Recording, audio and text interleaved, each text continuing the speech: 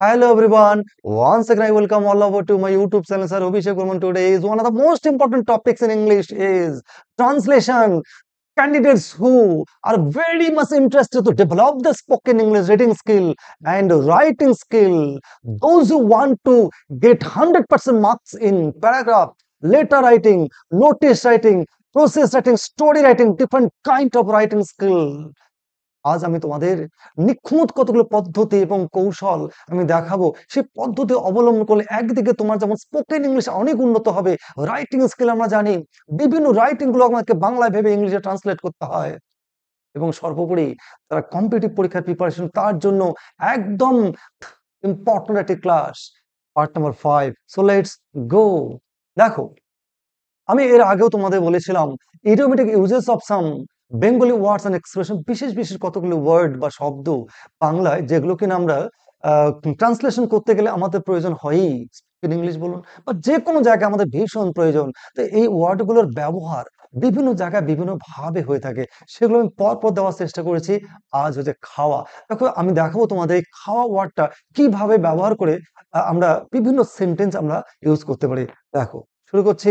প্রথম দেখো, হোঁচট খাওয়া। আমরা প্রায় কি বলি হোঁচট খাওয়া বা সে হোঁচট খেয়েছে। এই যে হোঁচট খাওয়া, এই পার্টিকুলার এই যে এক্সপ্রেশনটা, এর ইংলিশ মিনিং কি হবে? To stumble. কি হবে? To stumble. আমি একটু পরে তোমাদের দেখাবো এই ওয়ার্ডগুলো দিয়ে বা বাক্য শব্দগুলো দিয়ে কিভাবে সেন্টেন্স তৈরি করতে হয়। টু স্টাম্বল, এই যে আমি জেনে গেলাম হোঁচট খাওয়া ইংলিশ টু স্টাম্বল। এখন আমি কি করব? বাংলা থেকে ইংলিশ বা ইংলিশ থেকে বেঙ্গলি করতে হলে দেখো কত ইজিলি আমি দেখাবো। নেক্সট দেখছি ডিগবাজি খাওয়া। আমরা প্রায় বলি অমুক নেতা পুরো ডিগবাজি খেলো। কি হবে? ইংলিশ ওয়ার্ডটা কি হবে? To turn somersault. কি হবে? To turn সামারসল্ট। নেক্সট আসি বেত খাওয়া। কি হবে বেত খাওয়া? English to get Canning. To get a Canning বা ডিরেক্ট আমরা টু গেট ক্যানিং ও লিখতে পারি। নেক্সট সুদ খাওয়া। সুদ খায়, টাকা ইন্টারেস্টে খায়। এবারে আমরা এক্ষেত্রে কি করব? To charge interest. কি লিখবো? Two charge interest. নেক্সট বকুনি খাওয়া। বকুনি খাওয়া বলি না আমরা, সে বকুনি খেয়েছে। ইংলিশটি কি হবে দেখো? Be scolded. কি হবে? B scolded. নেক্সট সিগারেট খাওয়া। কি বলি আমরা? সিগারেট খাওয়া। এটাকে কি বলবো? দেখো, স্মোক সিগারেট। স্পেলিংটা লক্ষ্য করবে। সিগারেট বলছি আমরা, কিন্তু ইংলিশ লিখি cigarette. CIGARE double TE। Next ঔষধ খাওয়া বা ওষুধ খাওয়া। তো এটা কি বলবো দেখো? দেখো কত টেক মেডিসিন। এই যে ওয়ার্ডগুলো বা এই যে ইংলিশগুলোকে আমরা এই ইংলিশগুলো এইভাবে বাংলা লিখবো বা উল্টো কথা এইরকম বাংলা যদি কোথাও বঙ্গ অনুবাদ পাই, পার্টিকুলার এই যে টার্মসটা বা এক্সপ্রেশন আমার জানা থাকলো, তারপরে তো সাবজেক্ট ভার্ব অবজেক্ট টেন্স আমরা শিখেছি, সেন্টেন্স শিখেছি, টেন্সের গঠন শিখেছি। যারা দেখোনি তারা দেখে নেবে, এই আমি ডেসক্রিপশন বক্সে দিয়ে দিব। টেন্স শেখা আছে, সেন্টেন্স শেখা আছে, আমি পার্টিকুলার টপিকটা জানলাম, তাহলে আমার ট্রান্সলেশন অসুবিধা কোথায়? এবার আমি দেখাবো এই ওয়ার্ডগুলো বা এই শব্দগুলো কিভাবে সেন্টেন্সে ইউজ করতে হয়। চলো দেখে নিই। এক নাম্বার আসি, আপনার রাতের খাবার খেয়েছেন বা আপনার রাতের খাবার হয়েছে। তো এই কথাটা কিভাবে বলবো দেখো? Have you had your dinner? রাতের খাবার ডিনার। দিনের খাবার খেয়েছেন, দুপুরের খাবার খেয়েছেন লাঞ্চ, সকালের খাবার খেয়েছেন ব্রেকফাস্ট। কি লিখব? Have you had your dinner or lunch or breakfast. তাহলে দেখো এটা আমার কিন্তু তোর উল্টো ভাইস ভার্সা। বাংলা এটা থাকলে ইংলিশ এটা, আবার ইংলিশ থাকলে এটা হবে বাংলা। নেক্সট আসি, আজ সকালে তুমি কি কি খেয়েছো? আজ আপনি সকালে কি খেয়েছেন?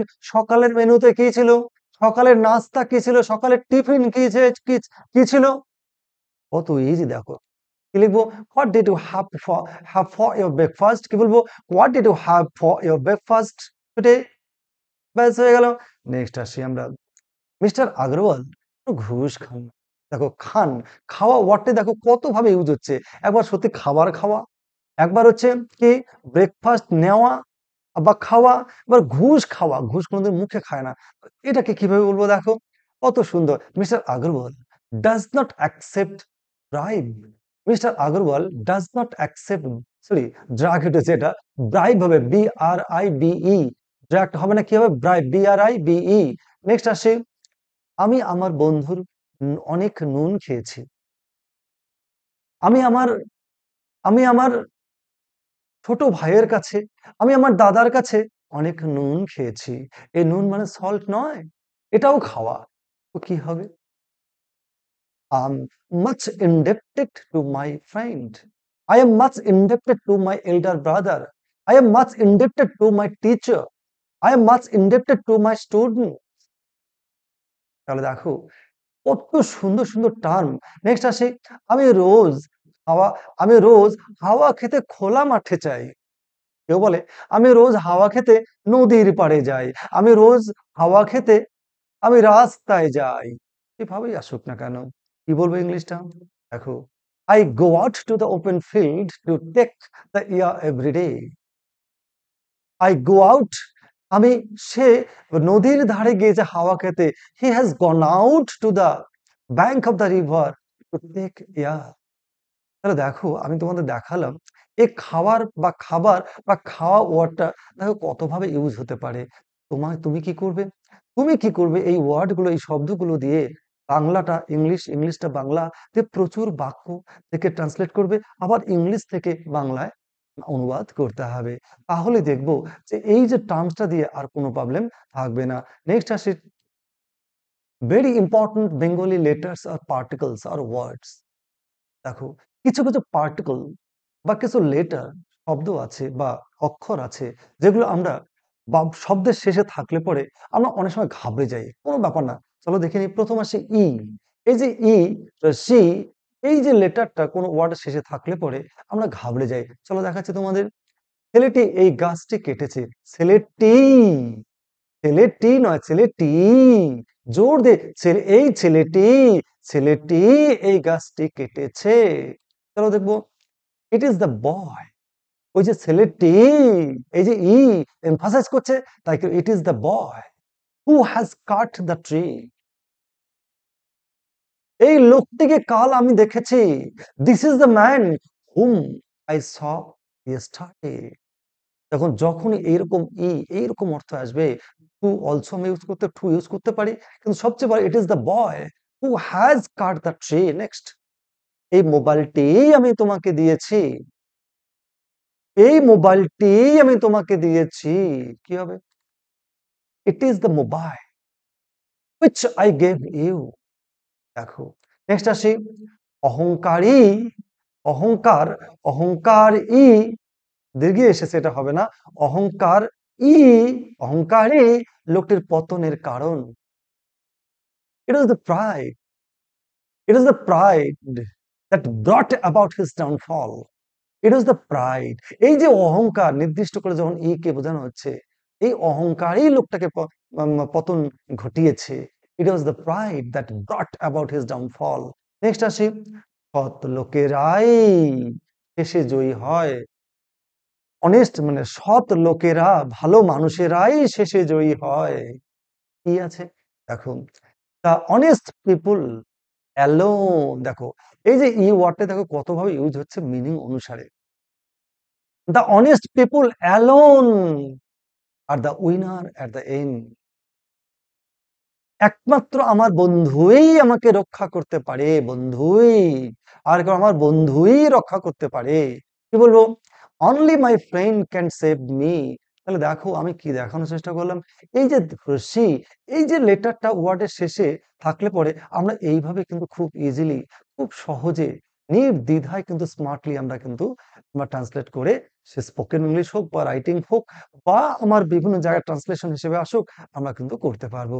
নেক্সট আসছে, দেখো আমি তোমাদের ভেরি ইম্পর্টেন্ট বেঙ্গলি লেটার্স আর পার্টিকলস ওয়ার্ডও হতে পারে বা ত। এই যে তটা আসে, ত কিভাবে আসে? আপনি ভালো আছেন তো? আপনি তো ভালোই আছেন। আপনি ভালো আছেন তো? আবার বলি কি, আপনি তো ভালোই আছেন। তো হতে পারে, ত হতে পারে। আপনি তো ভালোই আছেন, আপনি তো ভালোই আছেন। এই যে ওরে বাবা, তটা এখন কি করি? তাহলে টি লিখবো? না না না না, কোনো প্রবলেম নেই, চলো দেখে নিচ্ছি। I hope that you are quite well. দেখো শুধু মিনিংটা ভয় পাওয়ার ব্যাপার নেই, শুধু মিনিংটা নিজের মতন করে নিলে পরে, আমি কতটা ট্রিক্স দিচ্ছি মাত্র তোমাদের। তুমি এই ট্রিক্স গুলো ইউজ করে অন্যান্য ওয়ার্ড গুলো বা অন্য এরকম লেটার এলেও কিন্তু তুমি কিছু ইজিলি করতে পারবে। আপনি আপনি তো ভালোই আছেন। Hope that you are quite well. Next, আর তো সবে হাতে খড়ি। ও তো মাত্র এসেছে, এই একটা প্রথম সিনেমা করেছে, ও একটা প্রথম শুধু ওয়ান ডে ম্যাচ খেলে সেঞ্চুরি করেছে।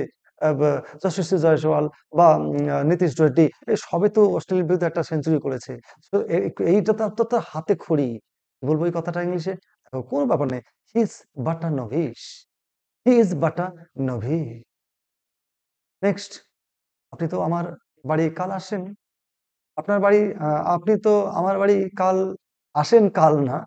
আপনি তো আমার বাড়ি আসছেন কাল, বা কাল আপনি তো আমার বাড়িতে আসছেন। একটু স্পেলিং বাংলা টাইপটা একটু ভুল হয়েছে। আপনি তো আমার বাড়ি কাল আসছেন। আপনি তো আমার বাড়ি কাল আসেন। তো ভয় পেয়ে যাচ্ছি। কোনো ভয়ের ব্যাপার নাই। দেখো কত ইজি।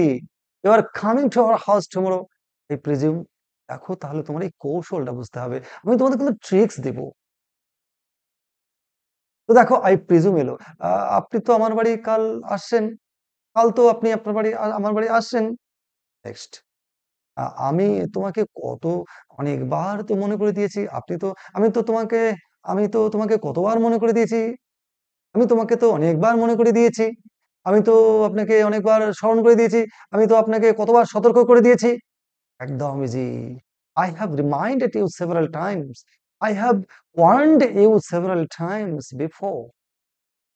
Next. যদি ইচ্ছা হয় তো শুরু করতে পারো। যদি ইচ্ছা হয় তো শুরু করতে পারো। একদম easy. You may proceed if you like. কি দেখালাম? কি হলো তো? এই যে কৌশলটা আমরা শিখে গেলাম তো। আশা করছি আমার কোথাও এই টাইপের এলে পরে আমরা কিন্তু একদম নির্দ্বিধায় করতে পারবো। নেক্সট আসি। দেখো, এবার কতগুলো ওয়ার্ডও আছে এর মধ্যে। পার্টিকুলার থাকতে ওয়ার্ডও থাকতে পারে। যতই, যতই, এই যে একটা এমন একটা শব্দ না, দেখে ভয় পাওয়ার উপযোগী। একদম ভয়ের ব্যাপার নেই। আমি দেখাচ্ছি তোমাদের কৌশল। তুমি যতই ক্ষমতাশালী হও না কেন, আমি তোমাকে ভয় করি না। তুমি যতই ক্ষমতাশালী হও না কেন, তোমাকে ভয় করি না। যতই, ওরে বাবা, এটা কি করব? না, না, না, একদম ভয়ের কিছু নেই। দেখো, I am not I am not afraid, no, না, নট হবে। I am not afraid of you, however powerful you may be. Not afraid of you, however powerful you may be. Next, আপনি যেখানেই থাকেন না কেন, আমি আপনাকে কিন্তু ভুলবো না। সুজন, তুমি যেখানেই থাকো না কেন, যেখানেই বাস করো না কেন, আমি তো তোমাকে ভুলবো না ভাই। একদম easy. I shall not forget you wherever you may live. Wherever you may live. যেখানেই সেখানেই যতই ততই জনগণ যাই করুক না কেন, নেতা কিছুতেই সন্তুষ্ট নন। ভগবান যাই করুন না কেন, ঠাকুর আমাদের যাই করুন না কেন, আমরা কিছুতেই সন্তুষ্ট নই। কি হবে? হোয়াট এভার, যত ইংলিশ আছে what ever, what ever the people may do, the leader is not satisfied. Easy. Next আসি। ভগবান যতই ধন দিক না কেন, মানুষ সন্তুষ্ট হবে না। যাই ভগবান দিক না কেন, কত ইজি দেখো। The man will not be satisfied whatever wealth the God may provide. আবার বলছি, the man will not be satisfied or content whatever wealth, whatever property, whatever money, whatever fame God may provide. তাহলে এই যতই ততই easily কিন্তু আমরা করতে পারবো, এটা দেখলে পরে। নেক্সট আসি। দেখো, যত তত, যত তত ভীষণ সমস্যায় ফেলে। আমরা যখন রাইটিং লিখতে যাই, বিশেষ করে আমরা প্যারাগ্রাফ লিখতে যাই, লেটার লিখতে যাই, বাই ট্রান্সলেশন তো বলছি, আমার WBCS পরীক্ষায় বেশ কঠিন আসে, মিসলেনিয়াস। আর পিএসসি ক্লার্কশিপ কম্পারেটিভলি সহজ আসে। দেখো, যত শরীরচর্চা করবে ততই সুখ ভোগ করবে। যতই ততই, ওরে বাবারে, যতই ততই কি করব এখন?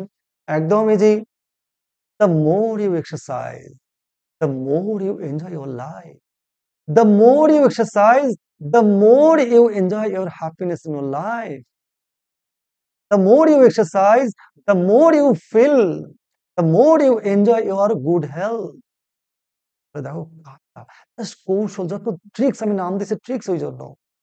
নেক্সট, যত বেশি পাওয়া যায় তত বেশি আনন্দ হয়। আমরা যত বেশি পাই তত বেশি আনন্দিত হই। চলো দেখে নেব। দ্য মোর দ্য ম্যারিয়ার, এটা মারাত্মক important topic. The more the ম্যারিয়ার। Next আসি। যতই জানবে ততই জানতে ইচ্ছা করবে। বিখ্যাত কবি জন টম আম, কি টেনিসন, আলফ্রেড লর্ড টেনিসন বলেছেন, the The more you travel, the more you want to travel. The more you acquire knowledge, the more you want to acquire knowledge. তাই শেষ উনি বলেছিলেন, to seek, to find, to seek, to find, to yell. তাই যতই জানবে ততই জানতে ইচ্ছা করবে। The more you learn, the more you want to learn. Next, যতই পরিশ্রম করবে ততই ভালো ফল পাবে। চলো দেখে নিই। The harder you work, the better will be the result. যতই পরিশ্রম করবে ততই ভালো ফল পাবে। The harder you work, better will be the result. এই মোটামুটি ভাবে দেখো, মোটামুটি ট্রিক্স দিলাম। এরপরে বিভিন্ন পার্লামেন্টে বা কি কোর্টে, খেলার মাঠে, আরো বিশেষ করে আমি দেব তোমাদের বাজারে, ব্যবসায়, তারপর হচ্ছে তোমার অফিসে, তারপরে ইন্টারভিউতে কতগুলো কমন টপিক আছে, যে টপিকগুলো আমি ট্রিক্স আকারে পরের যে ক্লাসটা হবে বিস্তারিত দিয়ে হয়তো ট্রান্সলেশন আমি শেষ করে দেবো পরের দিনই। তোমরা অবশ্যই দেখবে। এখন আমি আগের যে পরপর পরপর একটু একটু মোটামুটি ভাবে সহজ বা অর্ডিনারি ট্রান্সলেশন গুলো দিয়েছি, আজ দিয়েছি মূলত ডাব্লিউবিসিএস বা মিসলিনিয়াস পরীক্ষায় বা একটু হায়ার র্যাঙ্কের পরীক্ষাগুলোতে কিন্তু এই ধরনের ট্রান্সলেশন গুলো বা অঙ্গানুবাদ গুলো কিন্তু থাকে। তোমরা পাশাপাশি আগের গুলো তো করবে, এগুলো প্র্যাকটিস করবে। দেখো আমি প্যাসেজটা পড়ছি, ঠিক আছে? দেখো, এলস ক্লার্ক 19 শতকে গুজরাটের লেভা কাম্বু পতিদার জাতির বিবাহ প্রথা ও কন্যা সন্তান বিশ্লেষণ করতে গিয়ে বিভিন্ন রাজনৈতিক অর্থনৈতিক প্রতিবন্ধকতার সঙ্গে কি করেছেন, দায়ী করেছেন ব্রাহ্মণ্যবাদের প্রসারকে। এরকম বাক্য কিন্তু অনেক সময় পরীক্ষায় থাকে। তোমাকে কিন্তু এর আগে আমি অনেক সহজ সরল দিয়েছি, এখন তো তোমাকে এইভাবে প্র্যাকটিস করতে হবে। এবং বলে রাখছি, এই পরবর্তী ক্লাসগুলোতে কিন্তু এইরকমই একটু একটু অ্যাডভান্স লেভেলের ছেলেমেয়েদের বা অ্যাডভান্স লেভেলের পরীক্ষাগুলোর জন্যই কিন্তু থাকবে।